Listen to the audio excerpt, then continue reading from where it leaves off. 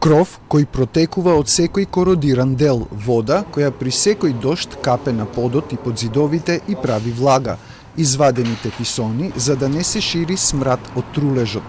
Ваква е сликата од малата читална во Националната и универзитетска библиотека Деновиве.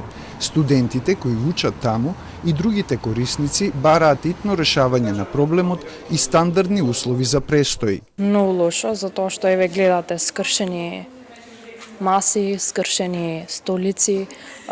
До вчера дури имаше толку многу прашина, па откако дозна дека доаѓа инспекција почна да чистат. Вчера врнеше, имаше секаде вода. Како студенти сакаме подобри услови, односно елементарни услови кои ќе ни помагат ние да ги подготвуваме испитите и другите работи што ние ги имаме како студенти на подобро.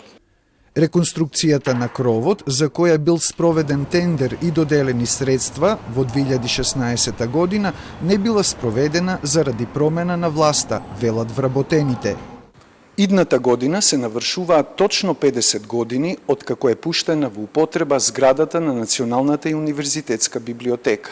Во нејзиното обновување не е вложувано од 90-тите години на минатиот век, велат вработените. Затоа сведочи и затворањето на оваа голема читална поради проблеми со протекувањето на кровот. Но кровот не е единствен проблем. Не работи таблата со електроника за лентата за пренос на книгите од депоата до пунктот за издавање горе. Не е во функција ни лифтот, па вработените сами ги качуваат книгите. Новите магазини се претрупани со книги од капиталните проекти од претходната власт, па нема место за обработените книги и материјали. Од тие причини и канцелариите се претрупани. Во старата зграда не работи системот за ладење, а во новиот објект за дигитализација системот за ладење и греење. Директорот кадар на ДПА, кој од ноември 2018 година раководи со Националната и универзитетска библиотека, вели дека секоја година барал средства од Министерството за култура, но не добивал.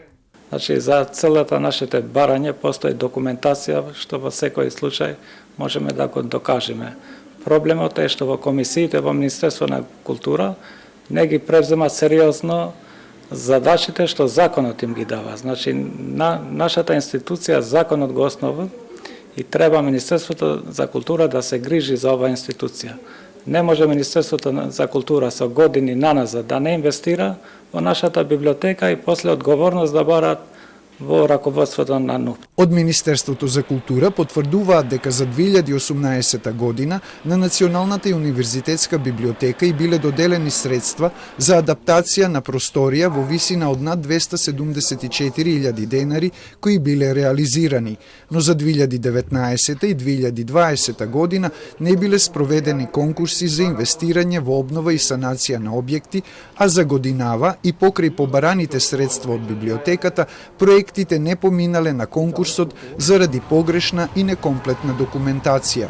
Од Министерството минатиот месец била спроведена контрола и биле констатирани повеќе слабости во работењето, а биле извршени и 2 инспекциски надзори за спроведување на законите за култура и за библиотеки и по завршувањето на постапките јавноста ќе биде информирана, додаваат од Министерството за култура.